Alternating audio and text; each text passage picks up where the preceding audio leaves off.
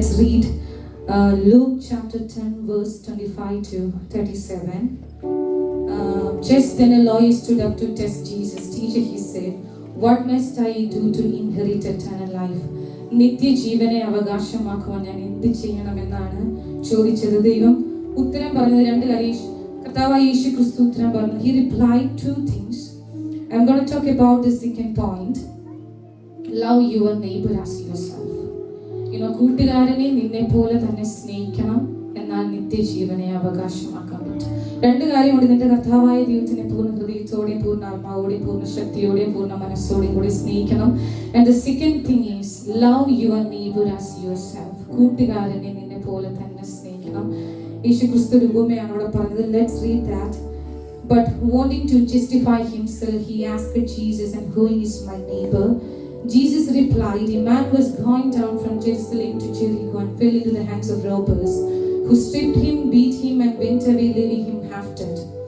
Now by chance a priest was going down that road, and when he saw him, he passed by on the other side. So likewise a Levite, when he came to the place and saw him, passed by on the other side. But a Samaritan, while traveling, came near him, and when he saw him, he was moved with pity. He went to him, bandaged his wounds, having poured oil and wine on them.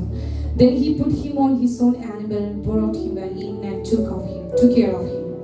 The next day, it has importance. The next day, he took out 2 denarii, gave them to the innkeeper, and said, take care of him, and when I come back, I will repay you whatever more you spent on him. So who do you think, which of these 3 was a neighbor to the Jewish injured man? Samaritan. Samaritan, because he bandaged his wounds. A priest, he saw this man, he passed by on the other side. Likewise a Levite, he saw this man, but they didn't help him. They passed on the other side. They just ignored the Jewish injured man. But the Samaritan, he bandaged his wounds.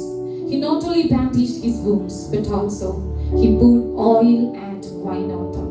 That means he was ready to spend his expensive things for that man. He not only bandaged his wounds. അവന്റെ മുറിവുകളെ കെട്ടുക മാത്രമല്ല ചെയ്തത്, അവൻ എണ്ണയും വീഞ്ഞും പകർന്ന്, അതായത് അവന്റെ മനസ്സെന്ന് പറഞ്ഞാൽ പൂർണ്ണ മനസ്സോടെ അവനെ സഹായിക്കുക എന്നുള്ളതാണ്. Then he took him to an inn. അടുത്തുള്ളൊരു വഴിയമ്പലത്തിൽ അവനെ കൊണ്ടുപോയി, അവന് വേണ്ടതെല്ലാം ചെയ്ത് അവന്റെ കൂടെ നിന്നു. The next day, that means he spent that whole day with him. So അവന്റെ മുറിവുകളെ കെട്ടി എണ്ണയും വീഞ്ഞും പകർന്ന് അവനെ വഴിയമ്പലത്തിൽ കൊണ്ടുപോയി. He spent that whole day with him, and the next day he took 2 denarii. He paid for his treatment. അവന്റെ ശുശ്രൂഷയ്ക്ക് വേണ്ടി പൈസ കൊടുത്തു. And he said, I will come back. He made a promise, I'll come back and I'll repay you whatever you spent more on him. അതായത് ഒരു ഉറപ്പ് കൊടുക്കുക, ഞാൻ തിരിച്ചു വരുമ്പോൾ അധികം എന്ത് ചെലവായാലും ഞാൻ അത് തിരിച്ചു തരും.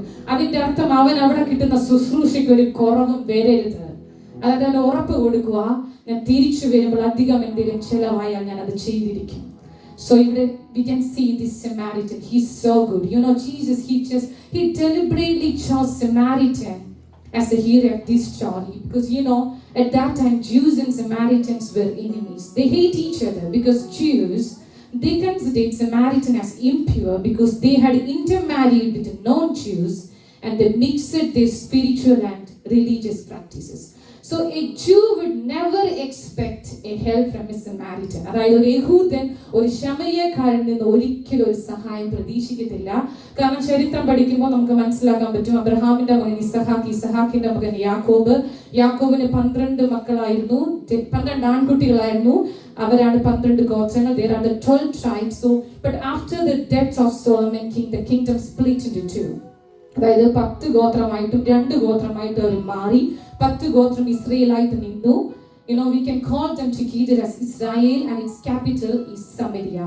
ഇസ്രായേൽ 10 ഗോത്രം, അതിന്റെ തലസ്ഥാനം Samariya.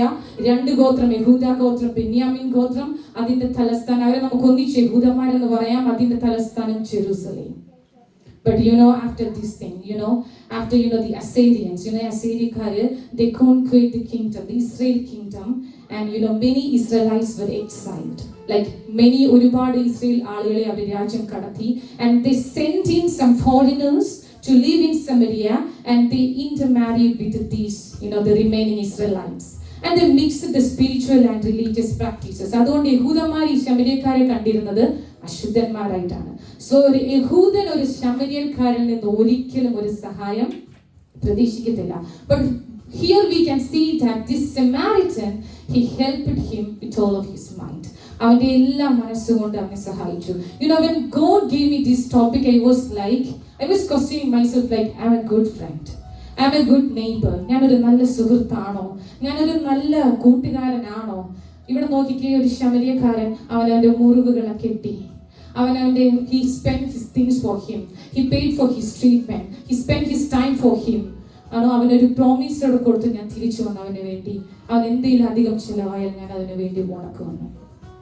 We can see that priests and Levites, they are spiritual leaders. They were supposed to help that man, right? Yes, because they speak love, they speak faith, but faith and love without action is meaningless.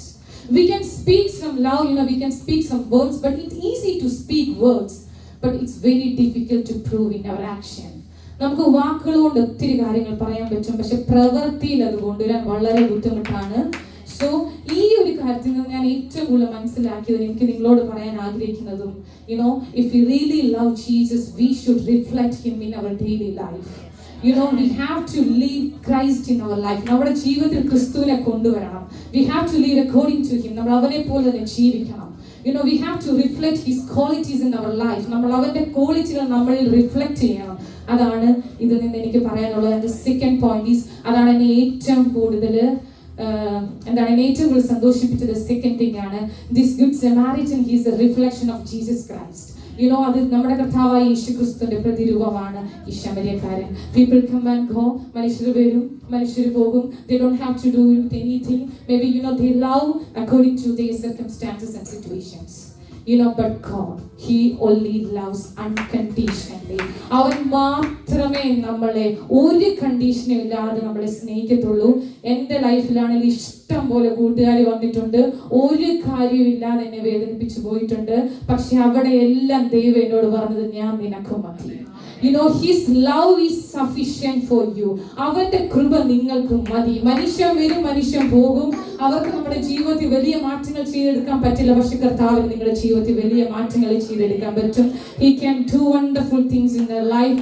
ഇവിടെ നമുക്ക് കാണാൻ പറ്റും, ഇവിടെ ഈ Samaritan, ഈ ശമര്യക്കാരൻ, അവർ തമ്മിലുള്ള past കോൺഫ്ലിക്റ്റിനെ മറന്നു കളഞ്ഞു. അവർ എനിമീസ് ആണ്, അവർ ശത്രുക്കളാണ്, അവർക്ക് തമ്മിലൊരു പാസ്റ്റ് കോൺഫ്ലിക്റ്റ് ഉണ്ട്. പക്ഷെ അവൻ അതിനെ മറന്ന്, അവന്റെ പാസ്റ്റിനെ മറന്ന്, പ്രസന്റിൽ അവന് വേണ്ടി കരുതേണ്ടതെല്ലാം കരുതി ഫ്യൂച്ചറിലേക്കുള്ളതുകൂടെ പറഞ്ഞു വെച്ചിട്ടാണ് പോയത്. I will come back and I will repay you whatever you spend more on him. അതായത് നിന്റെ പാസ്റ്റിനെ മറന്ന്, കർത്താവ് നിന്റെ പാസ്റ്റിനെ മറന്ന്, നല്ല ശമര്യക്കാരൻ കർത്താവ് നിന്റെ പാസ്റ്റിനെ മറക്കും. He doesn't care about your past. അവൻ നിന്റെ പാസ്റ്റിനെ മറന്ന് പ്രസന്റിൽ നിനക്ക് വേണ്ടി പ്രവർത്തിച്ച് അവൻ നിത്യതയിൽ നമ്മളെ എത്തിക്കുന്ന കർത്താവാണ്. നമുക്കിവിടെ കാണാൻ പറ്റും, നമ്മളെ എത്തിക്കുന്ന കർത്താവാണ്. അവൻ നമ്മളെ വഴിയിൽ ഇട്ടേച്ച് പോകില്ല. This man, this Jewish man, he was not only robbed, he was beaten, he was left half dead. അവനെ അർത്ഥപ്രാണനായി താഴെയിട്ടു. സോ നമുക്ക് കാണാൻ പറ്റും, നമ്മൾ വിചാരിക്കും നമ്മൾ അർത്ഥപ്രാണരാണ്, നമ്മൾ പെട്ടുപോയി, നമുക്കിനി ഇവിടുന്ന് ഒരു ഉയർച്ചയില്ല, നമുക്കിനി ഇവിടുന്ന് ഒന്നുമില്ല, നമ്മുടെ ഹോപ്പ് എല്ലാം നഷ്ടപ്പെട്ടെന്ന് നമ്മൾ വിചാരിക്കും. പക്ഷേ അവിടെ വരുന്ന ഒരു നല്ല ശമര്യക്കാരനുണ്ട്. അവൻ നമുക്ക് വേണ്ടി ഇറങ്ങി വന്ന് നമ്മുടെ പാസ്റ്റിനെ മറന്ന്, നീ പഴയ കാലത്തിൽ എന്ത് ചെയ്തെന്നൊന്നും അവന് വിഷയമല്ല, നീ എന്തൊക്കെ ചെയ്തെന്ന് പറഞ്ഞാൽ എന്റെ കർത്താവിനത് വിഷയമല്ല. നീ എന്ത് ചെയ്താലും ദൈവസന്നിധിയിൽ കർത്താവിനോടൊന്ന് പറയണം, അപ്പാ ഞാൻ നിന്റെ സന്നിധിയിൽ വരുന്നു, എനിക്ക് നിന്നോട് മാത്രമേ ബന്ധമുള്ളൂ, കർത്താവേ നീ എന്നോട് ക്ഷമിക്കണേ എന്ന് പറഞ്ഞ് ദൈവസന്നിധി കടന്നു വന്ന അവൻ നിനക്ക് വേണ്ടി ഇറങ്ങി വന്ന്, നീ അർത്ഥപ്രാണനായാലും അവൻ നിനക്ക് വേണ്ടി ഇറങ്ങി വന്ന് നിന്റെ മുറിവുകളെ കെട്ടി, നിന്റെ മുറിവുകൾ എന്നെ വീണ്ടും പകർന്ന് അവൻ നിനക്ക് വേണ്ടി വില കൊടുത്തവനാണ്. അവൻ കടന്നു വന്ന് നിനക്ക് വേണ്ടി പ്രവർത്തിച്ച് അക്കരെ നാട്ടിൽ നിന്നെ എത്തിക്കുവാൻ മതിയായ നമ്മുടെ കർത്താവാണ്. പറയാറുള്ളൂ, നമ്മളെ സഹായിക്കട്ടെ. I just want to sing a song. നല്ല കൂട്ടുകാരനാണെന്ന് പറയുന്ന 2 വരി മാത്രം ഞാൻ പാടിയിട്ട് ദിവസം ഇരുന്നോളാം. You have been so good to me, Lord.